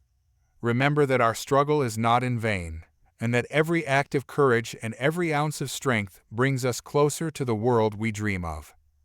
The speech concluded with a rousing cheer from the fighters, their spirits lifted by Jane's powerful words. The recording ended, leaving James alone with his thoughts. As the screen flickered off, James sat in silence, the impact of Jane's words washing over him. Her speech, delivered with such passion and conviction, reignited a spark within him. The message was clear. The fight was not just about the present, but about securing a future worth living for. James's grief was still present, but it was now tempered with a renewed sense of purpose. Jane's words had reminded him of the ideals that had driven him from the beginning. The sacrifices they had made were not meaningless. They were steps toward a greater goal. Rising from the debris, James felt a newfound determination. The road ahead was fraught with challenges, and the battle against Hale's regime was far from over. But Jane's words had rekindled his hope and reminded him of the importance of their struggle. He walked through the remnants of the rebel base, the images of his fallen comrades mingling with the renewed sense of purpose. The resistance might have suffered a setback, but their fight was far from finished. The sacrifices made by Jane and others were a testament to the strength of their cause. James knew that the next steps would be crucial. He needed to rally the remaining fighters, inspire them with the same hope that Jane's speech had instilled in him. As he gathered the resistance leaders and key fighters, he prepared to address them, his voice steady despite the weight of their recent losses. "Everyone," James began, his voice carrying a tone of resolve, "we've been through hell, and the loss we've suffered is profound. Jane's sacrifice, and the sacrifices of all our comrades, have not been in vain. We are still here, and we still have a chance to make a difference." He paused, letting his words sink in. Jane reminded us that our fight is about more than just survival. It's about securing a future where tyranny is defeated and freedom prevails. We owe it to them and to ourselves to continue this fight with everything we have. The room was filled with nods and murmurs of agreement. The fighters, though weary, were beginning to feel the surge of hope that James had rediscovered. "We will regroup," James continued, his voice growing stronger. "We will adapt our strategies and continue our struggle against Hale's regime. We may have suffered a setback, but our resolve is unshaken. We fight for the future, for the freedom of every person who dreams of a better world." As he spoke, the faces around him reflected a renewed sense of purpose. The resistance, though battered, was beginning to rally. The hope that Jane had once inspired was now fueling their determination. With a renewed sense of resolve, James and the resistance fighters began to plan their next moves. The battle against Hale's regime would continue, but the spark of hope and the memory of those who had sacrificed everything would guide them forward. James knew that the road ahead would be difficult and fraught with challenges, but Jane's speech had reminded him of the strength that lay in their unity and their shared vision for a better future. The fight was far from over, and the struggle for freedom would continue, fueled by the courage and sacrifice of those who had come before. As the resistance regrouped and prepared for the next phase of their battle, James felt a renewed sense of purpose. The hope that Jane had instilled in him would be the beacon guiding their efforts. The struggle for a world free from tyranny was a long and difficult one, but it was a fight worth pursuing, and James was ready to lead the charge. The future remained uncertain, but with hope as their guide, the resistance was ready to face whatever lay ahead. The battle for humanity's freedom would continue, and the memory of those who had fallen would be the driving force behind their fight. The skies over the rebel stronghold were darkened by the smoke of battle.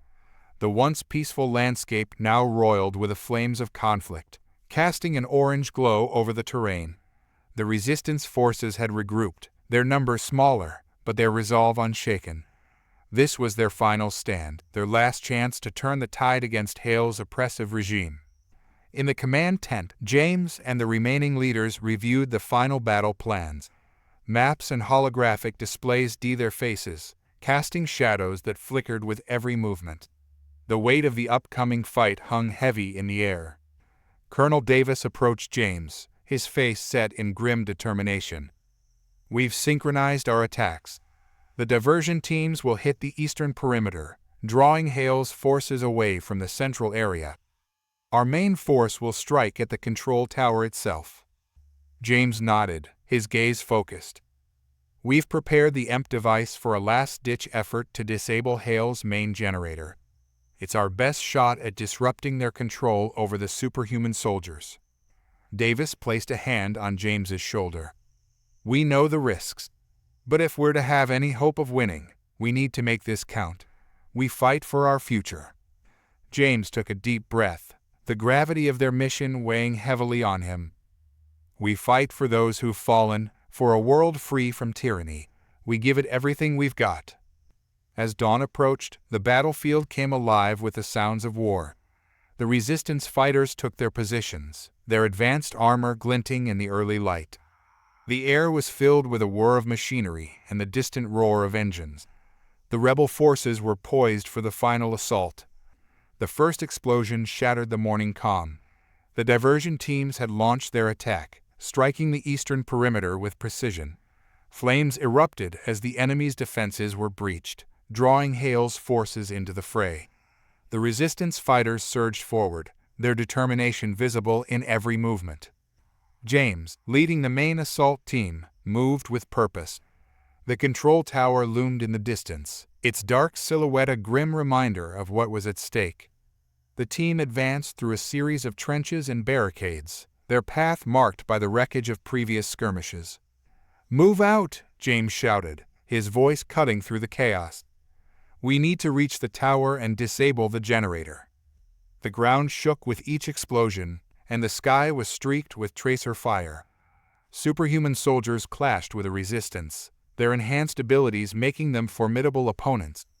James fought alongside his comrades, his movements precise and deadly. Every strike, every shot, was fueled by the memory of those who had sacrificed everything.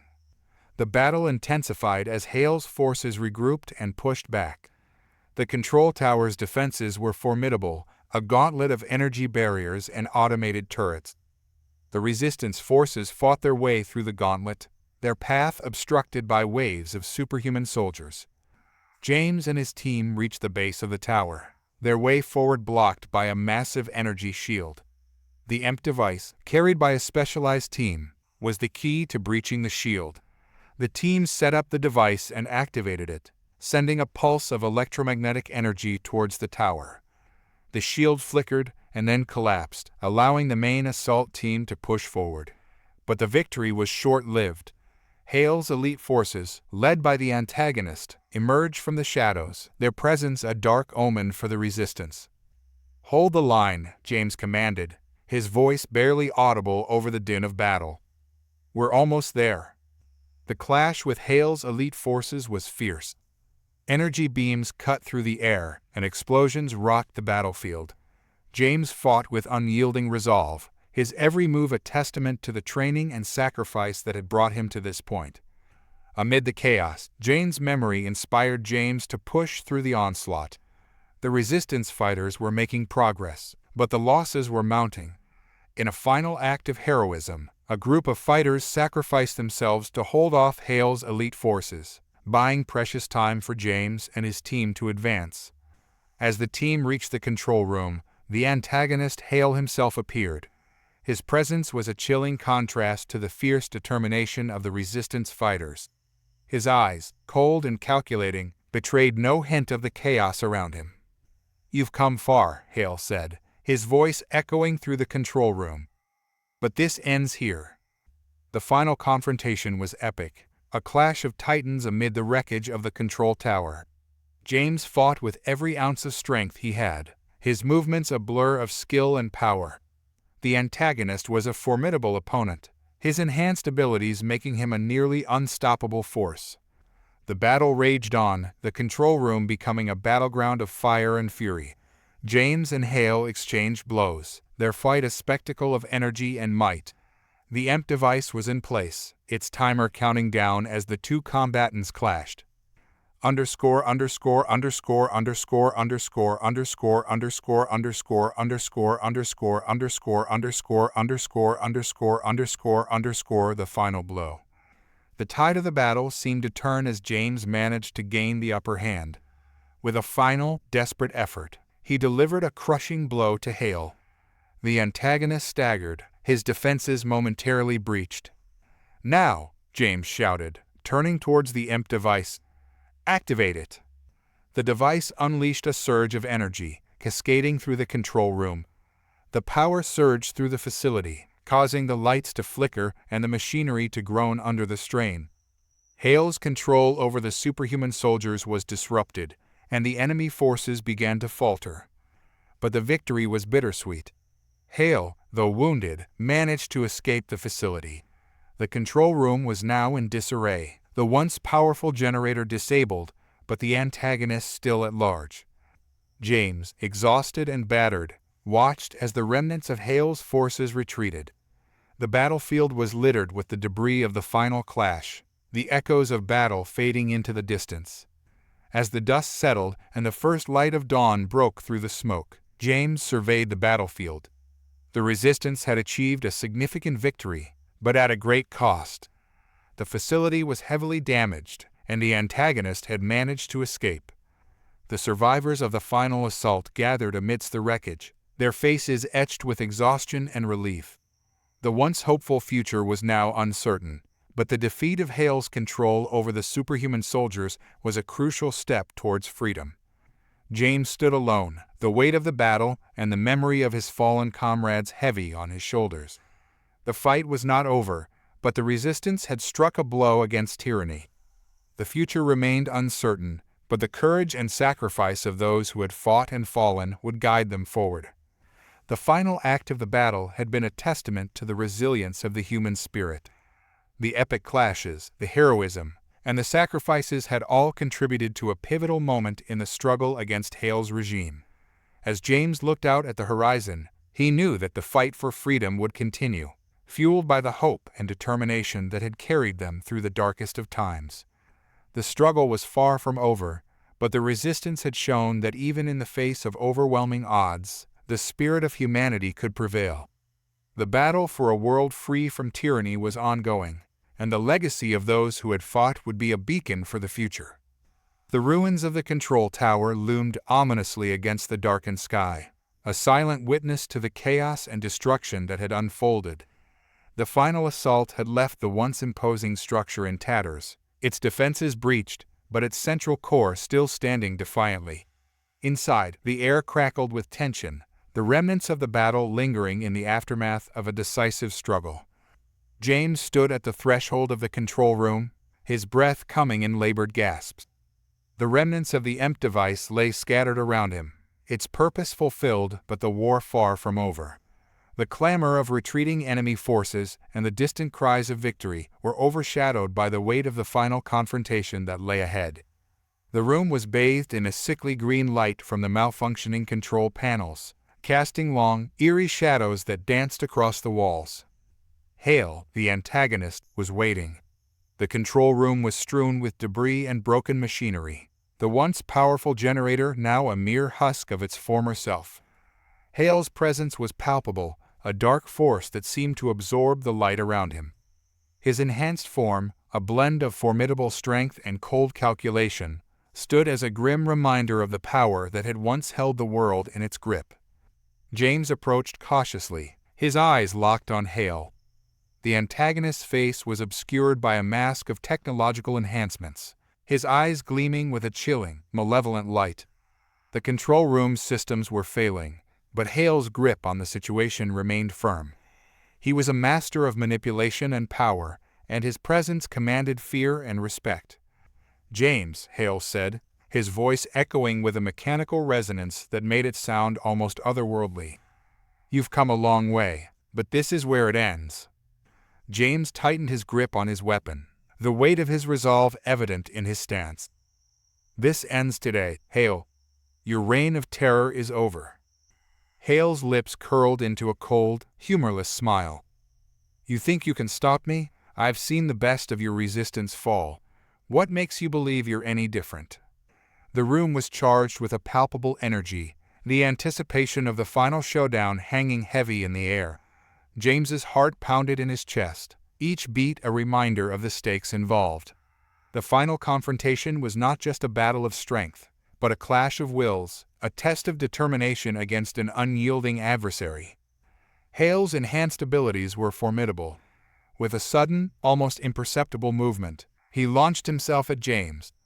The air crackled with the intensity of their clash as Hale's energy beams shot out, searing through the air with deadly precision. James dodged and retaliated, his reflexes sharp and his movements a testament to his training and determination. The control room erupted into chaos as the two combatants engaged in a fierce exchange. The once steady hum of machinery was replaced by the sounds of combat energy blasts, the clash of metal, and the groans of damaged equipment. James's every move was a blend of calculated strategy and raw power, each strike aimed at overcoming Hale's defenses. Hale's power was evident in every strike, his enhanced strength allowing him to deflect and overpower with ease. The antagonist moved with a fluid grace that belied his size, his attacks precise and devastating. The control room structure was being torn apart by the force of their battle, the walls crumbling and the floor shaking with each impact. James fought with a combination of skill and desperation. His strikes were powerful, but Hale's abilities allowed him to withstand and counter with equal force. The struggle was intense, a battle of attrition where every advantage was hard-earned and every victory fleeting. As the battle raged on, the control room's stability became increasingly precarious. The damage inflicted by the EMP device and the ongoing fight had left the facility on the brink of collapse.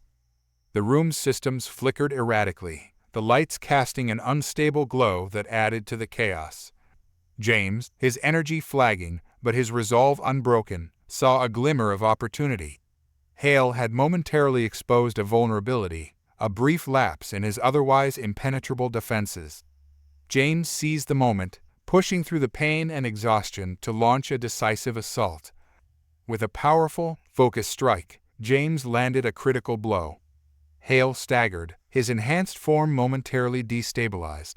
The control room systems faltered, sending a shower of sparks and debris cascading through the air. The impact of James's attack was amplified by the failing infrastructure, the resulting explosion of energy sending both combatants sprawling. The control room's core, already weakened by the battle, began to malfunction catastrophically. Alarms blared and emergency systems activated, adding to the cacophony of destruction. Hale, though wounded, managed to regain his footing, his eyes burning with a mixture of anger and disbelief. The control room was now a scene of destruction, the floor littered with debris and the air filled with the acrid smell of burning electronics. James and Hale faced each other amid the chaos, both battered and bloodied. The final showdown was imminent, a last-ditch effort to determine the fate of their world. Hale's voice was a low growl, filled with rage and frustration. "You think you've won? Even if you defeat me, my legacy will endure. My power is beyond your comprehension." James, his energy nearly spent, stood tall despite the toll of the battle. "Your legacy is one of oppression and fear. We fight for a future free from your tyranny, and we will not falter." The final clash was a brutal spectacle. Hale unleashed his full power, the control room shaking under the force of his attacks. James, though fatigued, fought with a renewed sense of purpose. His strikes were precise, his movements driven by the memory of fallen comrades and the hope of a better future.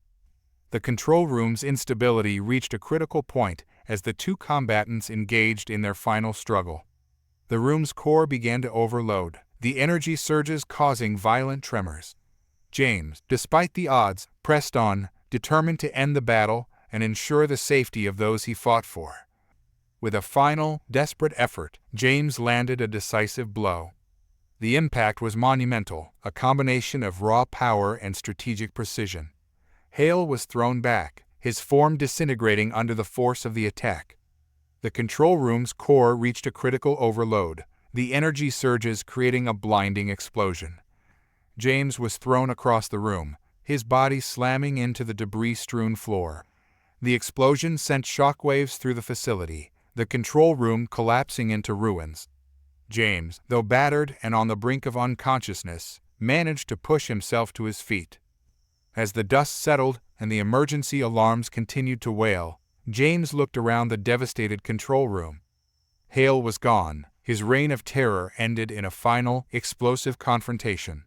The control room was in ruins, but the threat of the antagonist had been vanquished. The final battle had taken its toll, but the victory was hard-earned. The control room lay in ruins, a testament to the intensity of the struggle. The surviving resistance fighters began to regroup, their faces reflecting a mixture of exhaustion and relief. James, though battered and bruised, stood amidst the wreckage, the memory of the final confrontation still vivid in his mind. The fight had been fierce, but the outcome was a testament to the resilience and determination of those who had fought for a better future. As the dust settled and the emergency systems were deactivated, James looked out at the horizon. The future was uncertain, but the victory over Hale's regime marked a significant turning point. The struggle for freedom and justice would continue, but the battle against tyranny had reached a crucial milestone. The final face-off between James and Hale had been a defining moment, a clash of wills and a test of endurance. The victory was bittersweet, but it was a step towards a world where tyranny would no longer hold sway. As James and the resistance fighters prepared to rebuild and move forward, The legacy of their struggle would serve as a beacon of hope for the future. The first light of dawn broke through the ruins of the control tower, casting a golden hue over the shattered landscape. The smoke that had once obscured the horizon was slowly lifting, revealing a world scarred but not defeated. The final battle had left its mark on the land, but as the dust settled, the promise of renewal began to emerge. The days following the final confrontation were marked by an intense effort to rebuild and heal. The global community, battered by the conflict and its aftermath, began the long process of recovery. Nations that had once been enemies now found common ground in their shared struggle for a better future. James walked through the devastated remains of the control tower, the remnants of the battle serving as a poignant reminder of the cost of victory. The once mighty structure was now a pile of twisted metal and shattered glass, a symbol of both the struggle and the hope for a new beginning. Across the world, superhumans had taken different paths in the wake of the war. Some emerged as leaders of the new world, their enhanced abilities and experiences making them natural choices to guide the rebuilding process. They worked to establish order and create systems that would prevent the abuses of power that had characterized the previous regime. Among these leaders was Dr. Elena Ortiz, a scientist whose research had played a crucial role in understanding the effects of the atmospheric changes. Her efforts had earned her a place of influence in the New World Order, and she used her position to advocate for ethical use of superhuman abilities and to ensure that the mistakes of the past were not repeated. Others chose to retreat into isolation, seeking solace away from the chaos and conflict. These individuals, though powerful, preferred to live away from the spotlight, dedicating their lives to personal reflection and the pursuit of peace. Their retreats were often in remote, serene locations, where they could find respite from the turmoil that had shaped their lives. A third group, inspired by the ideals of justice and protection, dedicated themselves to safeguarding the remnants of humanity. They became protectors of the vulnerable, using their abilities to defend against threats and help rebuild shattered communities. Their actions were a testament to the resilience of the human spirit and the enduring hope for a better future.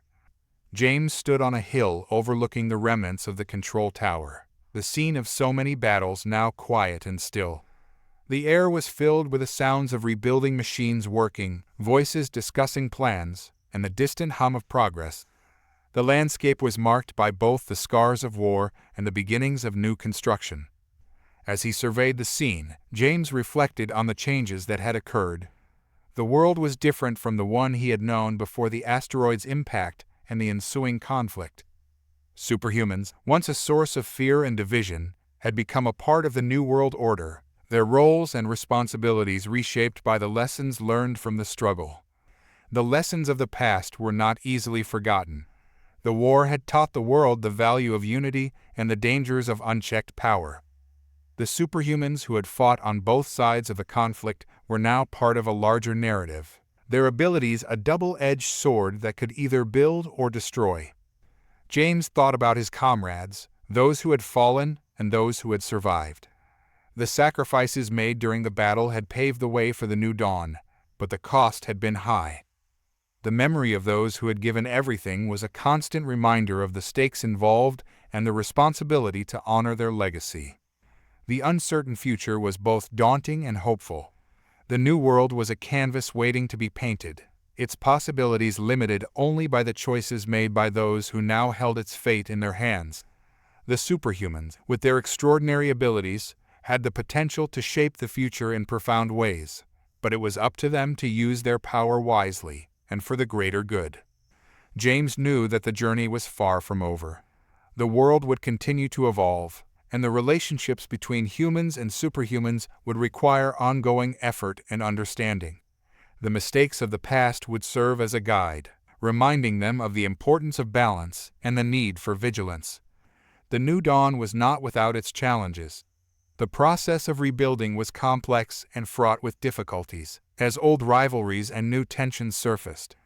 But there was also a sense of optimism, a belief that the lessons learned from the conflict could lead to a better future.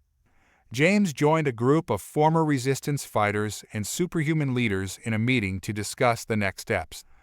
The room was filled with a mix of determination and uncertainty as the group worked to outline their vision for the future. "We've come a long way," James said, addressing the group. "But there's still much to be done. We need to ensure that the mistakes of the past are not repeated and that we build a world where power is used for the benefit of all." Dr. Ortiz nodded in agreement. "We have an opportunity to create something new, something better. It's up to us to use our abilities and our experiences to shape that future." The discussions were intense but productive as the group worked to lay the foundations for a new world. They focused on creating systems that would promote fairness and equity, ensuring that the lessons of the past would not be forgotten. As the meeting concluded, James felt a renewed sense of purpose. The road ahead would be challenging, but the progress made in the aftermath of the conflict was a testament to the resilience and strength of the human spirit. The future was uncertain, but the hope for a better world was a guiding light. James walked outside, the early morning sun warming his face. The horizon was filled with the promise of a new day, and the world was beginning to heal. The scars of the past would remain, but they were now a part of a larger narrative, one that included both struggle and triumph. The final reflection was one of hope and determination. The journey from conflict to renewal was a testament to the power of resilience and the possibility of redemption. The new dawn marked the beginning of a new chapter, one where the lessons of the past would guide the world towards a brighter, more hopeful future. As James looked out at the rebuilding landscape, he knew that the fight for a better world was ongoing. But the progress made, the sacrifices honored, and the hope for a new beginning were all part of a larger story, a story of resilience, redemption, and the enduring spirit of humanity.